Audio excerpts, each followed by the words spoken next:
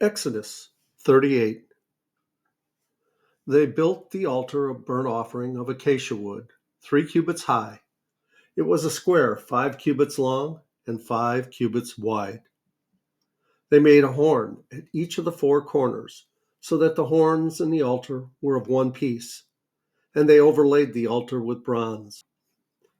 They made all its utensils of bronze, its pots, shovels, sprinkling bowls, meat forks, and fire pans. They made a grating for the altar, a bronze network to be under its ledge halfway up the altar. They cast bronze rings to hold the poles for the 4 corners of the bronze grating. They made the poles of acacia wood and overlaid them with bronze. They inserted the poles into the rings so they would be on the sides of the altar for carrying it. They made it hollow out of boards. They made the bronze basin and its bronze stand from the mirrors of the women who served at the entrance to the tent of meeting. Next, they made the courtyard. The south side was 100 cubits long and had curtains of finely twisted linen, with 20 posts and 20 bronze bases, and with silver hooks and bands on the posts.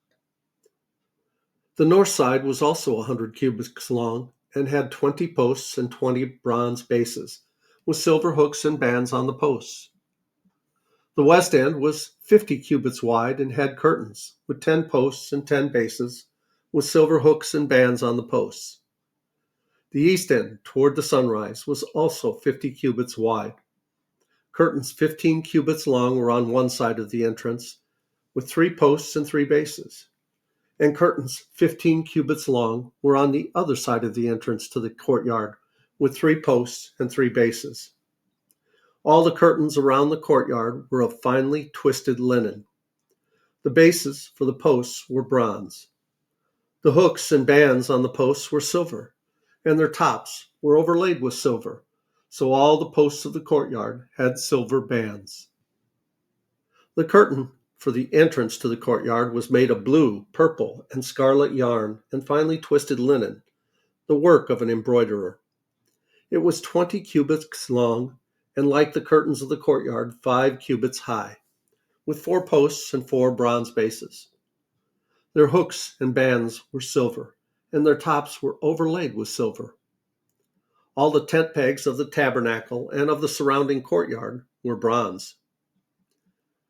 These are the amounts of the materials used for the tabernacle of the covenant law, which was recorded at Moses' command by the Levites under the direction of Ithamar, son of Aaron, the priest. Bezalel, son of Uri, the son of Hur, of the tribe of Judah, made everything the Lord commanded Moses.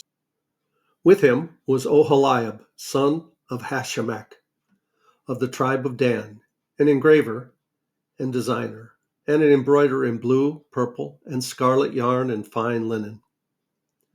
The total amount of the gold from the wave offering used for all the work on the sanctuary was 29 talents and 730 shekels, according to the sanctuary shekel. The silver obtained from those of the community who were counted in the census was 100 talents and 1,775 shekels, according to the sanctuary shekel.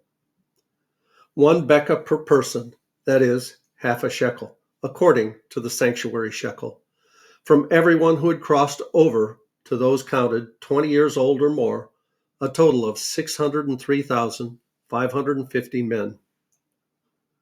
The 100 talents of silver were used to cast the bases for the sanctuary and for the curtain. 100 bases from the 100 talents, 1 talent for each base. They used the 1,775 shekels to make the hooks for the posts, to overlay the tops of the posts, and to make their bands.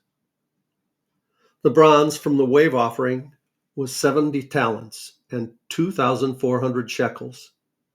They used it to make the bases for the entrance to the tent of meeting, the bronze altar with its bronze grating and all its utensils, the bases for the surrounding courtyard and those of its entrance, and all the tent pegs for the tabernacle and those for the surrounding courtyard.